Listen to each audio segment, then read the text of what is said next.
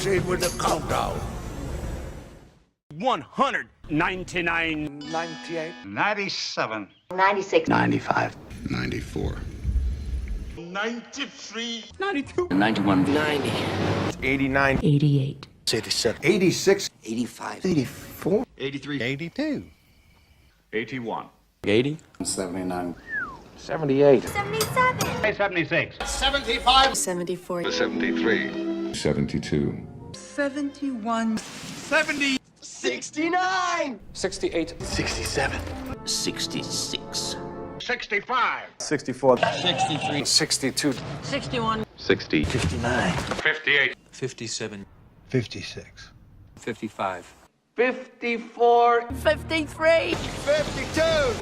51. 50. 49. 48. 47. 46. 45. 44. 43. 42. 41. 40. 39. 38. 37. I'm 36. 35. 34. 33. 32. 31. 30. 29. 27. 26. 25. 24. 23. 22. 21. 20 seconds. 19. 18. 17. 16. 15. 14. 13. 12. 11. 10. 9. 8. 7. 6. 5. 4. 3. 2. 1.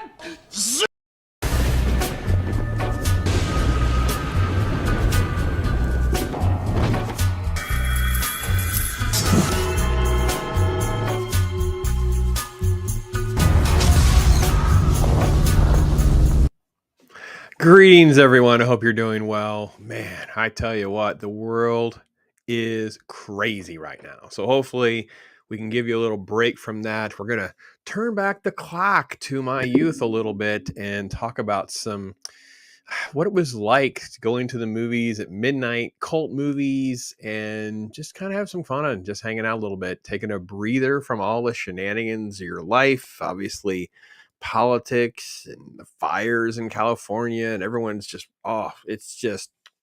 it's all so tragic, and it creates so much frustration and anger, and it's just rough. It's just rough. So what better way than to just take a breather from it all? Just take a break, take a pause, if you will, and let's just talk about some stuff. So when I was kind of late high school, I think was the first time, and definitely it was a pretty regular thing for us through college, was to go to the movies at midnight. Now, midnight movies evolved into screeners on Thursday at midnight because that's when you would see the Friday movies. That would be the first time it was available for the public. Oh, wait, I forgot to turn on my new light. Let me turn on my new light.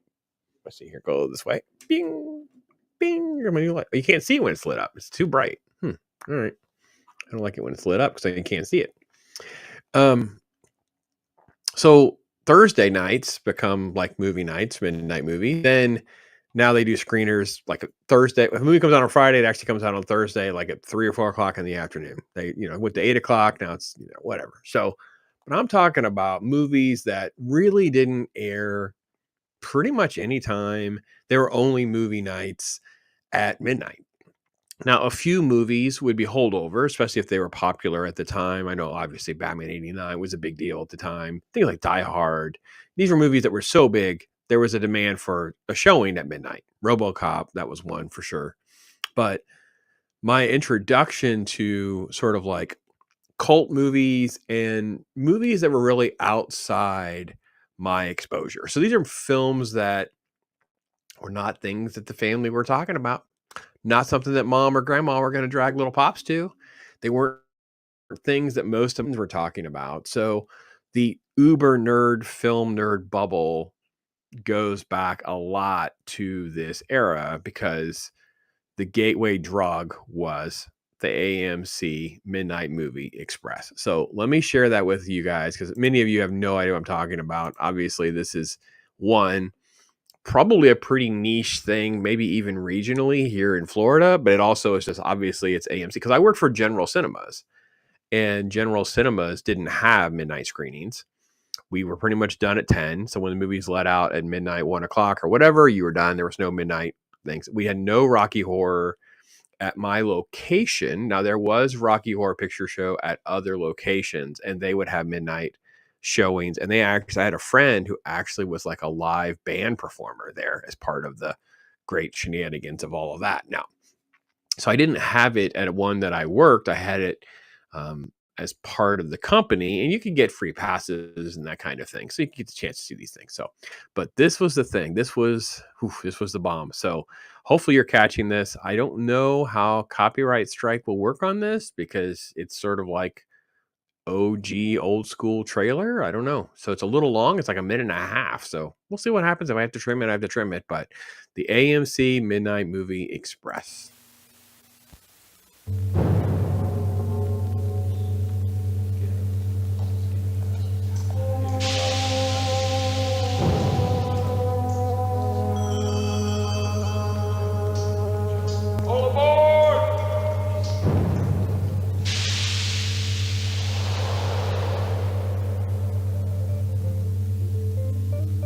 See?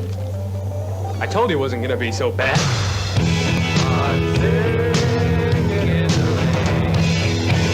Stop that dog! Don't touch me!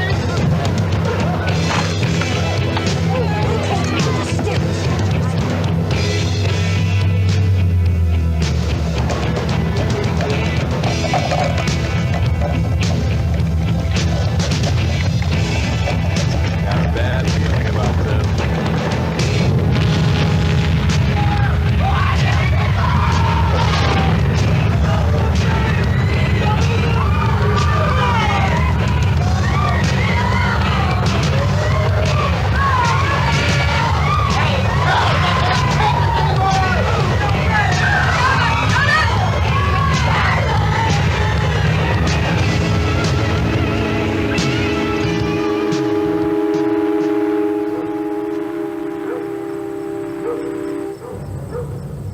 Climb aboard for the ride of your life.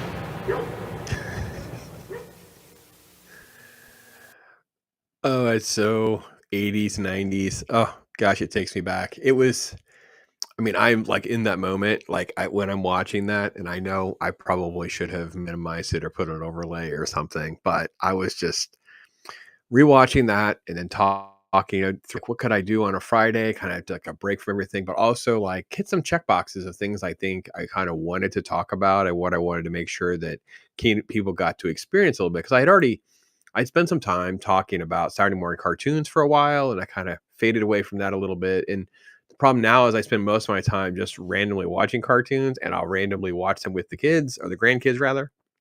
I don't really have the rotation down like I did where I'm watching Batman animated series a little bit, but yeah.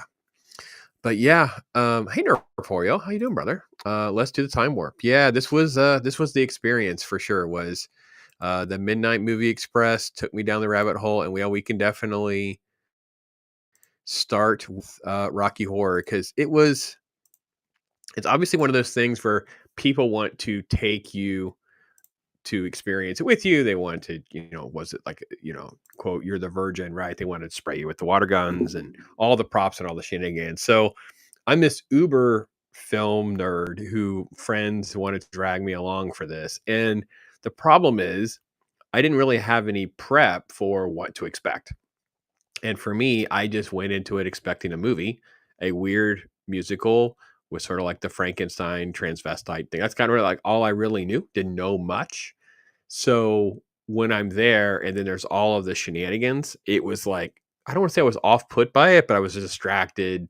So my first experience was pretty awful. Like I didn't have a good time, not because, I didn't like it or anything like that. I just like, what is happening? Like, yeah. So that was my first experience. And then of course I go back and I'm like, okay, I'm in on the joke now.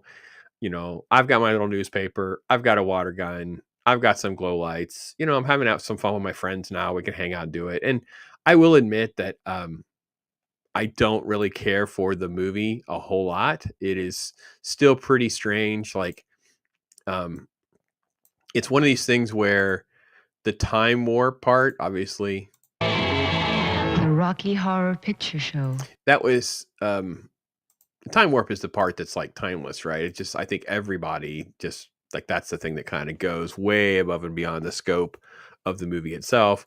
The premise of these kids that are, stuck on the side of the road and they go to this castle and they're caught up in this crazy thing.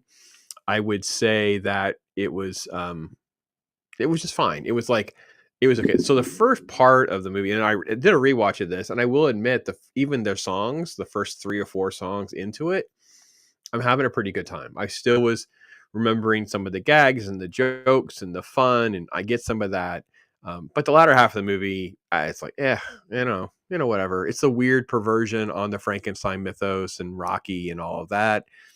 I say that Tim Curry is just freaking amazing and fearless and just so much fun in that element of it all. So, but yeah, when I was rewatching any of this and seeing certain things, I was like, okay, it was interesting and unique for its day and its time. And I know that there was like an unofficial and an official sequel. By the way, I want to point out the Meatloaf thing.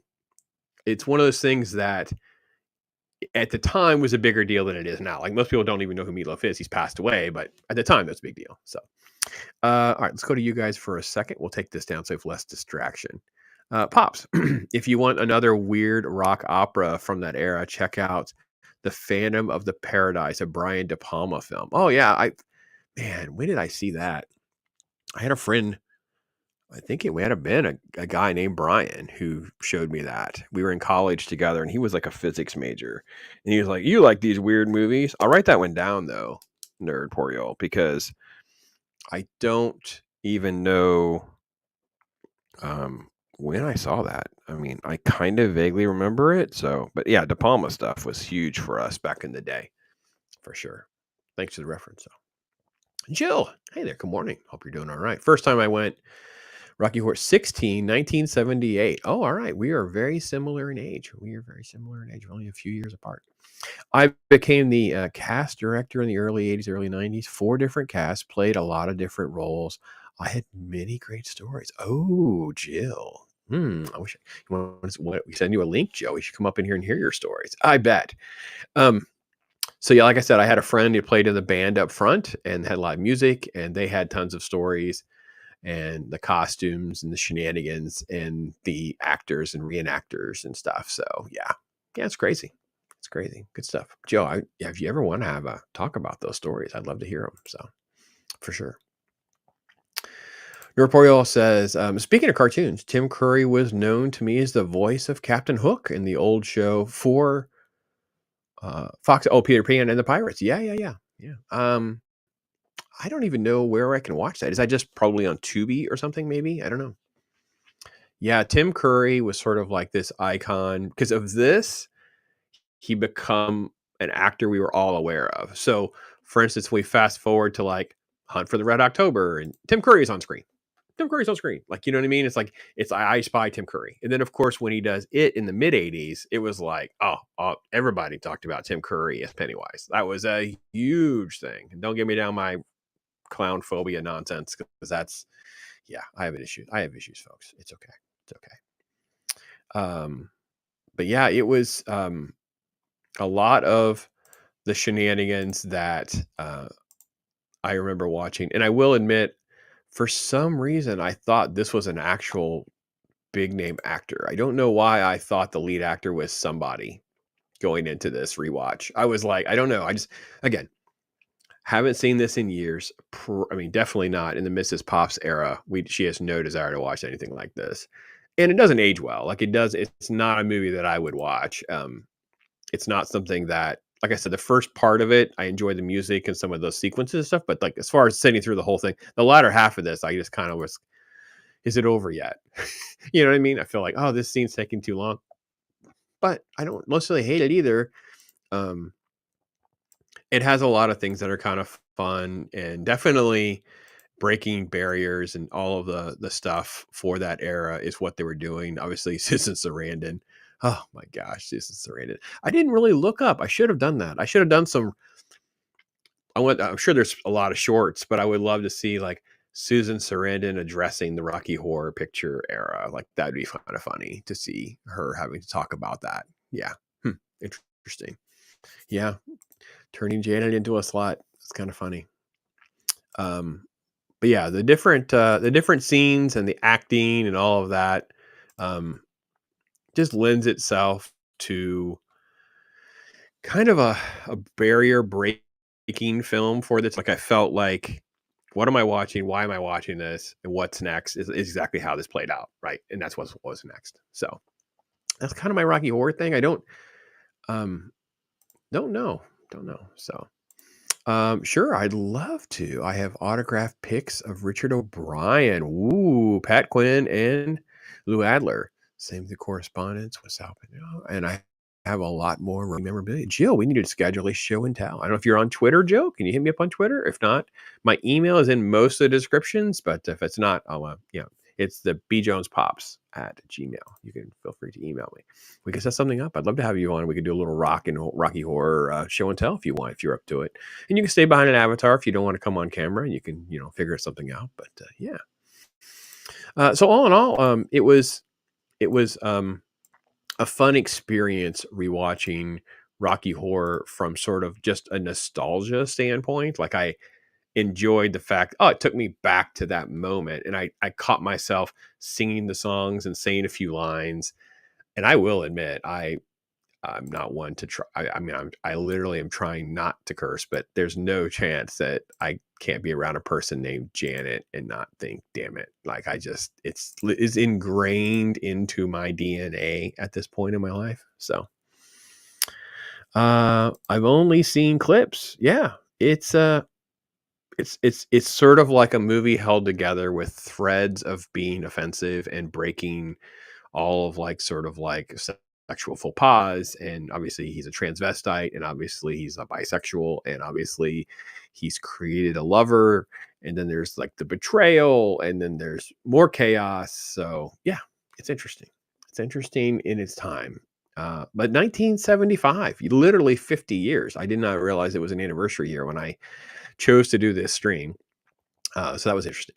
So Dean Grants, hey Dean, hope you're doing all right, brother. Great to see you, my friend. Great to see you. The guy from Bond I know. Oh, the Blofeld. Yeah, he's the narrator. He's sort of like the great vision of everything going on. Gives you context, especially in the last part. So yeah, for sure. And definitely has that sort of voice and presence that you would expect. So yeah, he was a great casting move for sure. That'd be great. Just let me know. You let me know, Jill. So yeah, hit me with email or Twitter and just kind of message me. Hey, I'd love to do the Rocky Horror thing, so I know what we're context, and then we'll schedule. We'll do it in like maybe in a few weeks, something like that. Yeah, let's revisit Rocky Horror revisit. Especially since it's an anniversary year, it'd be even more fun because now we have almost like an excuse to do it. We don't even have to like, we do it out of convenience. We go, for the 50th anniversary or whatever. We could just say we're doing it. So all right. So needless to say that that was a big deal for sure. Coming along. Dean says, yeah, that 80s Midnight Movie Express for any teenager. Yeah, it was huge. Once we got to probably around 16, as long as somebody could drive, we were going to a Midnight Movie Express. We were going to one because there's 2 or 3 in the area. They'd rotate different types of movies, different shows. And then obviously they would show, mainstream films at midnight. So you would also see some of those movies from time to time, but you were really if you were like us, we were like the 3 or 4 uber film nerds. We were going into it for all of the cult exposure conversation. Have you seen this? Have you seen that? That kind of thing. So that's pretty much how it was. So yeah, Dean, you're definitely similar enough in age that at least you knew people who had been doing it if you were not partaking as well, Dean. I do totally understand. So now the other biggest one, by far is the biggest one, is was heavy metal. Now, I have to admit, of the 3, heavy metal is by far the one I enjoyed rewatching the most. My goodness gracious me, it was by far. So before we get there, it was like going to a costume party circus. It was, and there was like, and if you knew folks like I did, who were like really into this, like I said, one dude's like a musician.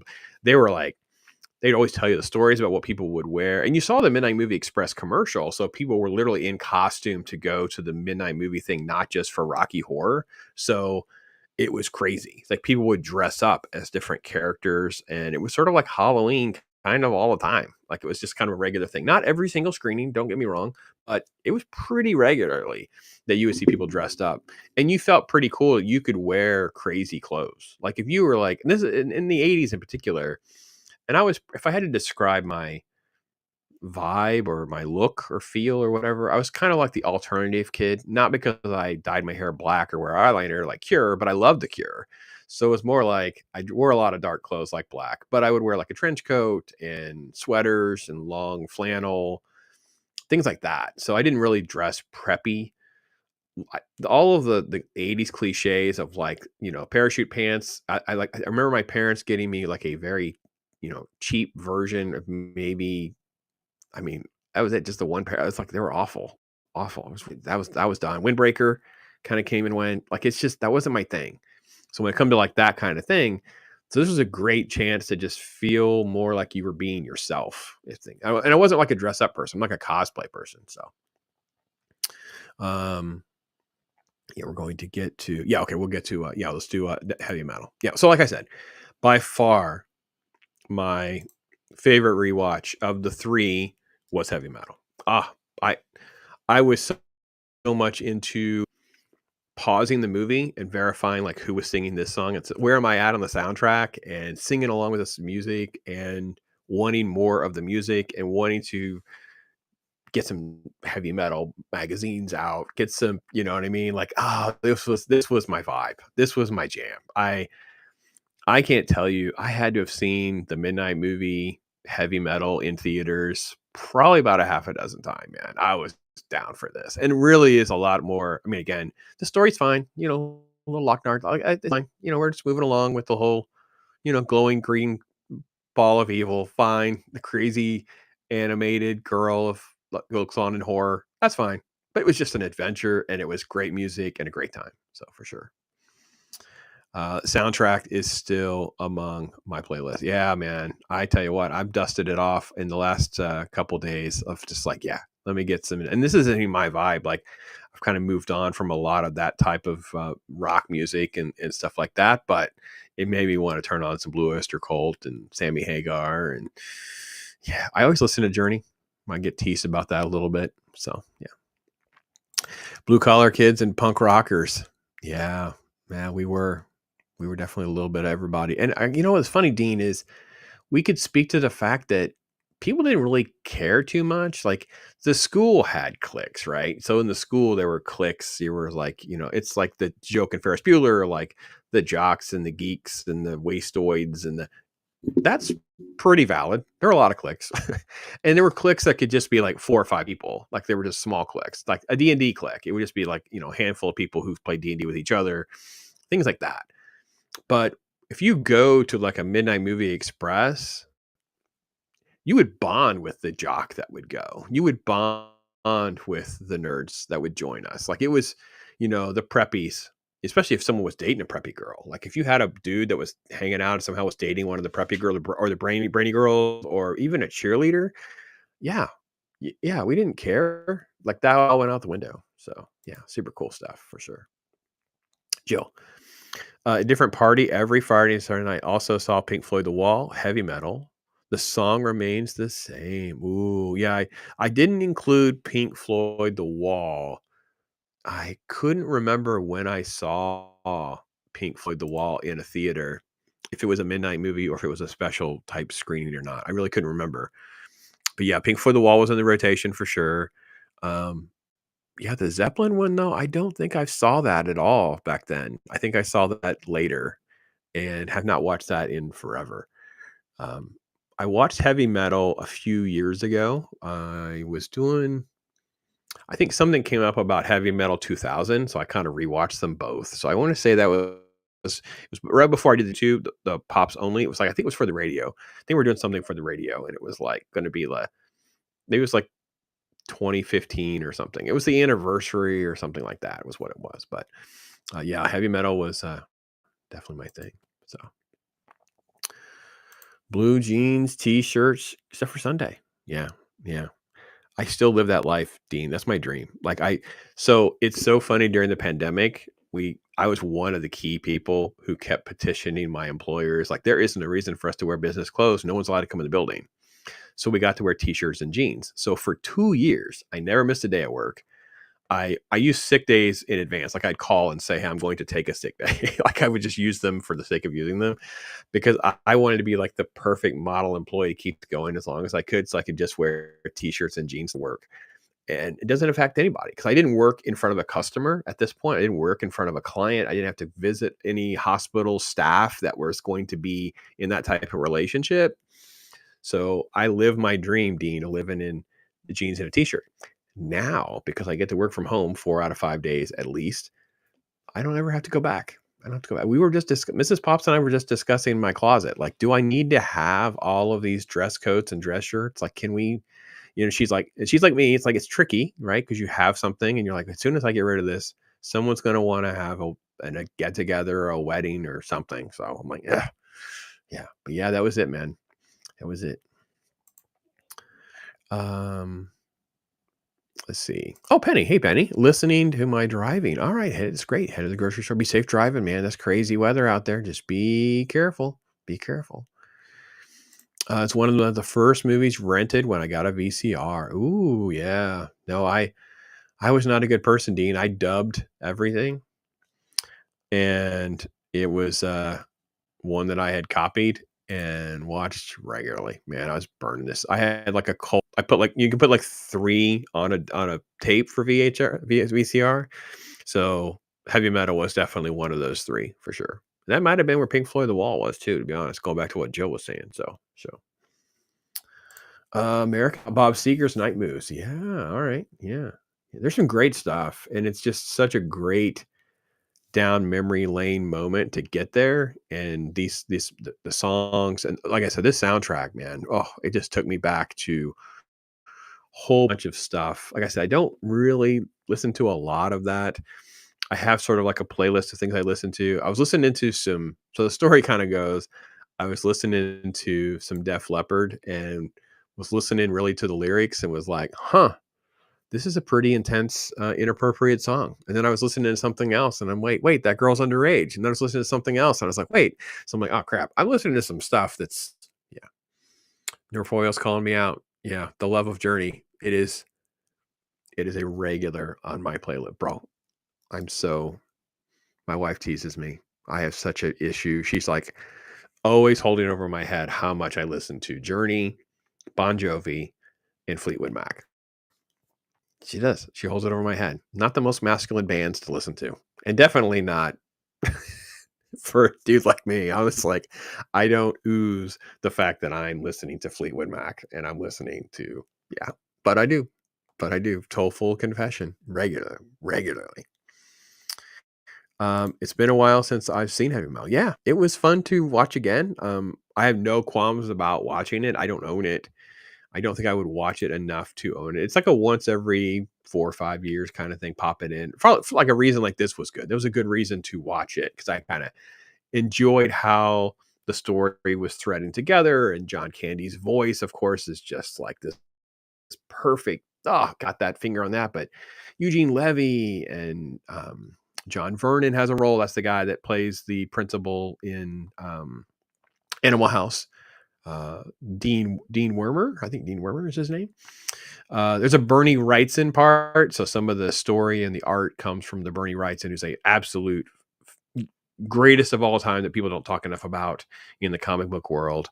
If you ever just Google some Bernie Wrightson, particularly if you do like Frankenstein and stuff, look at all the intricate details and hash markings. And Bernie Wrightson is just phenomenal. So it takes me back there. So saw heavy metal on DVD. I was surprised at how gratuitous it was. It is indeed. Most of this type cult stuff was like, it really was. And I think this is where the 80s bubble broke for me and my friends. We're loving the 80s world, right? But let's be honest. We weren't really there was some rated R stuff, but it wasn't like, I don't know. There was some, to be honest. I saw Halloween. We saw, there's horror movies, there's slasher movie genre and stuff like that. But this was like, whoa, what are we talking about here? So between like Rocky Horror and this, and we're going to get to El Topo, and they were like, we're in a whole new avenue of film, what film could be, what it could be like, things that they would do, breaking the bubble. And obviously it was pushing against all of the 80s conservatism, the religious right. It was all of that stuff sort of like being pushed against as well. So, and as a kid, that was what was appealing. So for sure. So House of the Holy. Yeah. Oh boy. Let's see here. High school was something to be endured. This is my 40-year-old high school reunion. Oh, wow, Dean. Not going or interested, have not been back my old hometown since I graduated. Oh, wow. Okay. We have driven through the area where I went to school. I haven't really been there. I am part of like a Facebook alumni group. Like I get that. And it's like a Facebook page and stuff like that. So if you remember, Dean, when you graduate, a lot of times your class would pay for like a gift to the school. Something would be like a landmark or something, some sort of like way to make your mark on the school's history. We had put the school's logo was an alligator. So it looked like the Florida gator. It just had different colors and elements, but it was on the side of it had a building cover that went out over a drive. So if they had people who had limited mobility or were going to be picked up in the rain. So this cover kept people dry to the Florida weather, right? And this alligator was put up there. It lit up at night, and that was our claim to fame. And then a few years back, it came down. They took it down. They took the whole section of that building down. But it was like kind of sad to know that the thing that my class had given is no longer there. It's like that legacy's gone. So, but you're right. It was all part of life and the culture, and going to see these kind of movies were for sure. So, had a bootleg in the early days. People brought Super 8s. Ooh, yeah, that's true. Yeah, I remember seeing those at comic book shows for sure. So, you broke your wrist at a Rocky Horror. Oh, wow. Holy cow. I was playing Frank doing sweet tea, slipped on some rice. Oh man, Joe, I'm so sorry. That's crazy. That is crazy. Whew. Oh man. All right. Kathy says, oh, a little love, little hearts. Thank you very much. My dad's rules had to have 2 suits. Yeah, I didn't have a jacket. I had to get a jacket for like the senior banquets. I had to get banquet suits, like a jacket. So I had one of those, but I was growing out of them as fast as we'd get them.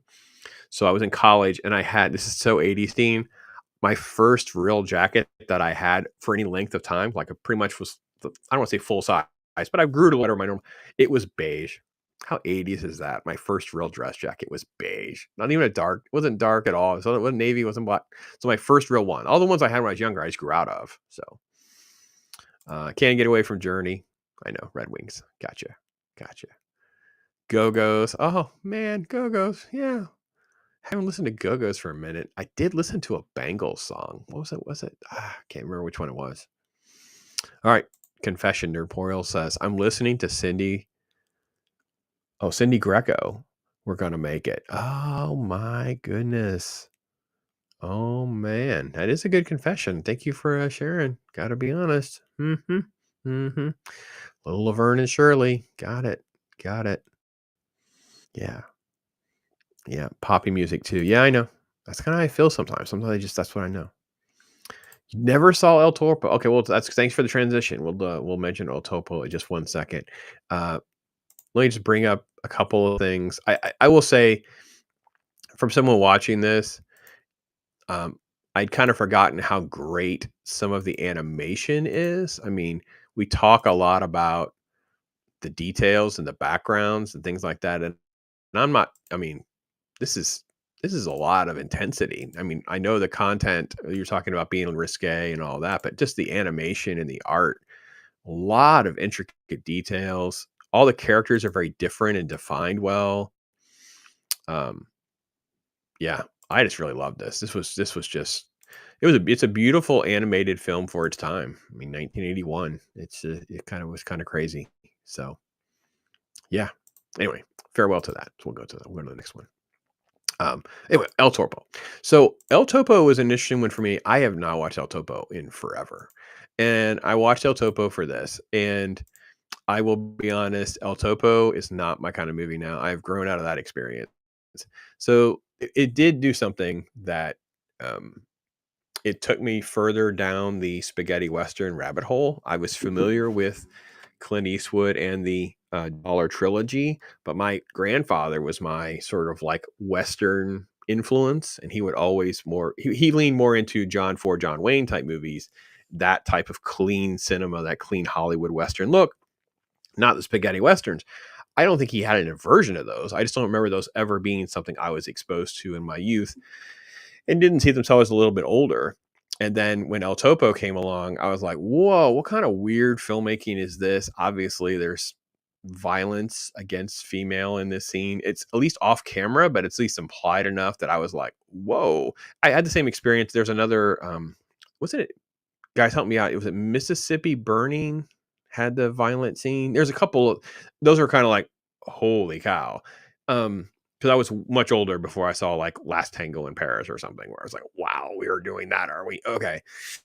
So it took me down the rabbit hole. And I have to give El Topo credit. It's one of those that most of my friends wouldn't go see, Jill. So you are not alone. It was not kind of a heavy hitter for most people. Most people didn't see this one. I was kind of a loner on that one. I had a couple friends that would see just about anything with me, especially if it was free. Because, again, when you work at theater.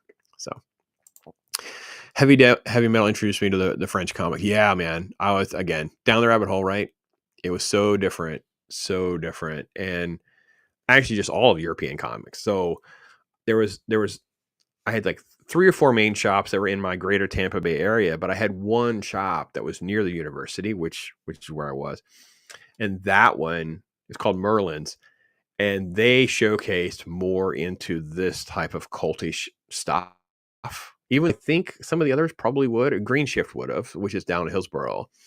That's where I got a lot of my bulk comics because they would have sales and you could just buy I could buy like 50. I mean, it was just incredible. Merlin's was a little bit more expensive, but they would have like rare and exotic things you could find. Like I actually found this, and you guys might, I made sure to do a short. I have a UK Batman book that I forgot about because Joker's on the front. And I was like, wow, I forgot I even had this. Again, getting down to those last 2 or 3, what's in these boxes? And and it came from Merlin's back in the day. And that's exactly what happened for me, Dean. Heavy metal books. And they were like, I get my friends into them and trying to get them to, and different kinds of art, different kind of storytelling. 2000 AD. I mean, it's just, down a rabbit hole for sure. So, all right.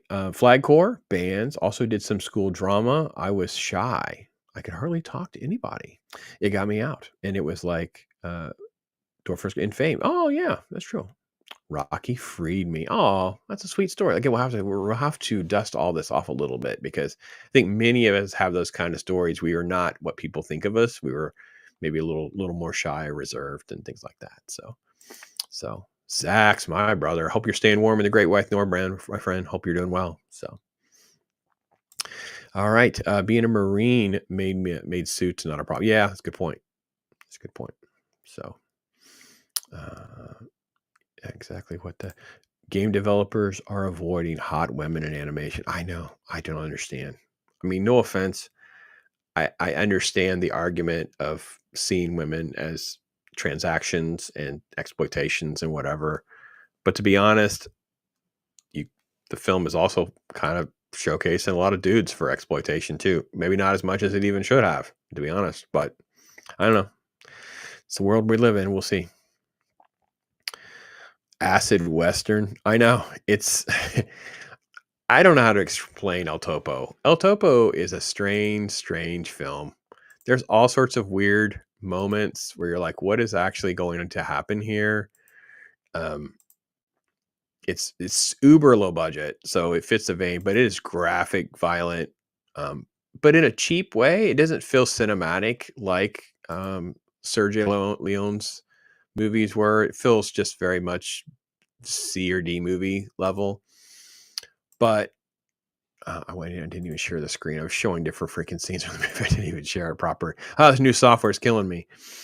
So there's just tons of moments that are just, like I said, C and D level.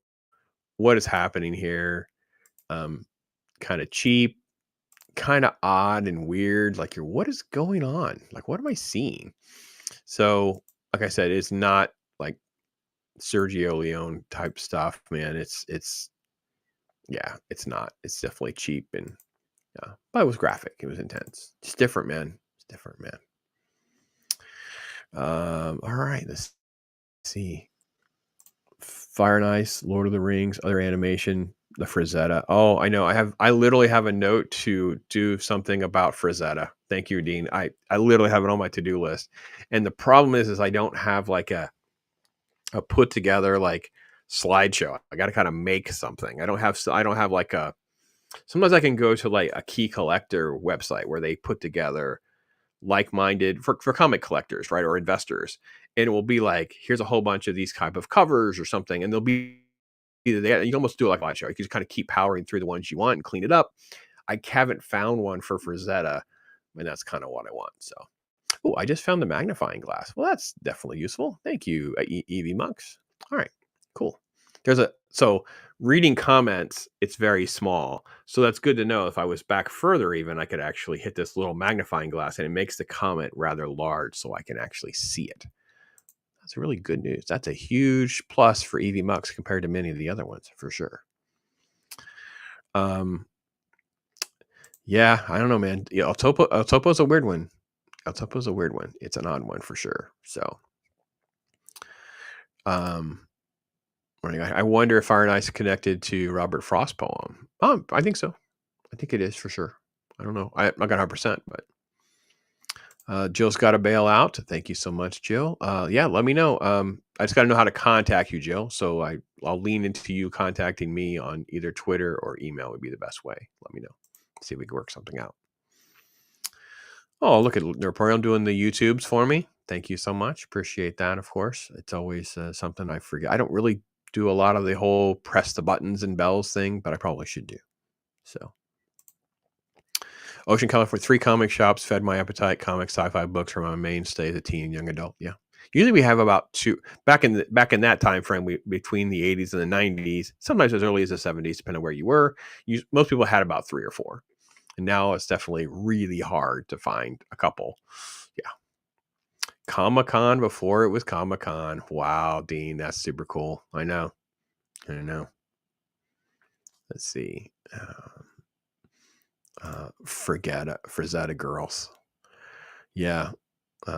Really great about interacting with fans of their dad. Yeah, I've reached out to them a couple times. I just can't. And I have one of the girls' books. Like she did her own thing, and I just haven't been able to get them on.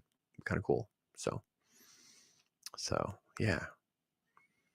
Good stuff for sure. So, but yeah, that's what I wanted to do. I just wanted to like memory lane with you guys a little bit. Like, I know that's kind of this is like an odd one to kind of throw out there, but I don't think people understand this is kind of gone.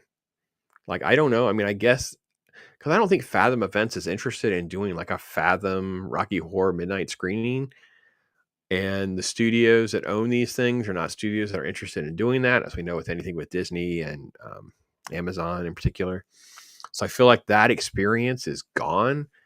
This is like a private theater thing. I wonder what it would cost if you could rent Rocky Horror and do something and then figure out how you can get through liability issues, whatever, because the world's so crazy now. But it seems like stuff. I mean, I'm still assuming there is some midnight movie stuff like this, especially around Halloween, October.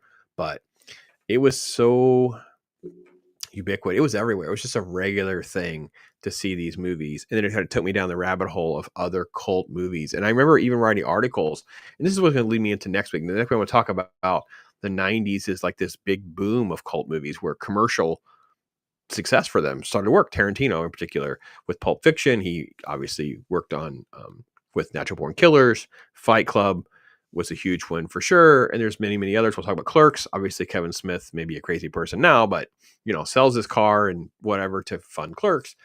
The cult phenomenon, and literally the list of movies that are considered cult movies for this era, it's like 30, 40. I mean, we keep going. And the irony is, and this will be like, I think I'm not going to be able to have a show on the 17th, but I'm going to be able, we'll be able to have a show on the, I don't know if it is the 17th. I don't know. We'll see. I'll have to figure that out.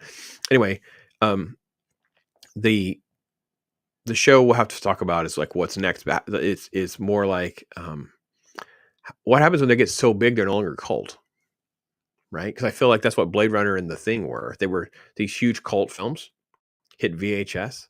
That's all we talked about was like, holy cow, you've not seen The Thing, you've not seen Blade Runner. You know what I mean? They were box office bombs, right? And then as we got older, it's like, oh, everybody's talked about Blade Runner as being one of the best ever. Talk about Thing. It's like they're no longer really a cult movie anymore. They're just not, right? Nightmare Before Christmas. I mean, I was bashed for calling it a cult movie in like 2003, maybe. And I'm like, this is like right when its following actually like went into Hot Topic level. Like it didn't really exist. And then suddenly Hot Topic and stuff places started carrying all this merch. It's like, then it become a thing. I'm talking about before that. It was like, oh, we all loved it because it was stop motion. It was amazing. The music, whatever. But there's a certain point when it's no longer a cult movie. It's obviously a big, so I think that the streaming and whatever makes this an easier thing. So, is RRR, this Indian phenomenon film from like 2022, a cult film because it got Oscar, whatever? Kind of is for Americans. So, yeah, it's been fun to reminisce. I mean, it's great to have so many of you great with me. So, have to have it in a bar. Ooh, I don't know that we could do it with a bar. People are crazy. I don't add booze to the mix. So, yeah, go ahead and ask about Supers. I know. Yeah, it was, the nerds back then, man. You always had one of those friends who would do that kind of stuff, man. They wouldn't start talking nonsense with you. But anyway, folks, hopefully your Friday can go a little bit better now. And hopefully you can lean into a better weekend, have something to think about, chew on, a movie to go track down. There are so many cult, and there are still like micro cult movies that most people don't even know or know anything about. Like I had on my list, like Harold and Maude. It's like, man, have I watched Harold or Maude in like 30 something years? Because I don't think I have. You know what I mean? Sid and Nancy. It's like, wow, I haven't watched Sid and Nancy in like 30 something years. Like these are movies that were like these cult-ish 70s, 80s type movies that are so niche and so small. Because I think the Pink Floyd The Wall thing kind of exploded too. It went way beyond the scale of just Midnight Movie Express. It become like a fun, and they leaned into that with their shows. So when I saw Pink Floyd, the lasers and all that, it was like, wow, they've really leaned into this phenomenon of what their music and that movie become. But there's still so many that you can throw out that are just so microscopically popular. Even Freaks, which is kind of one that started it all. I have not watched that movie in probably 35 years for sure. Yeah, a lot. VHS. So anyway, that was my thoughts. Next week, we'll talk about 90s cult stuff. And then, hopefully you have a great weekend. Don't get caught up too much with all the negativity stuff. It's sad. It's awful. It's what it is, man. And hope you're blessed out there and have a good weekend. And we'll be back. I'll be back on Tuesday Night Live with Talk Hard. Got some different videos. So my Creatures Commando finale comes out tomorrow. Let's just say I watched it so you don't have to. That's my take on Creature Commandos because I was radically let down. But with that said, folks, thank you so much for being here, hanging out with me. I am Pops. Take care, everybody. Thank you for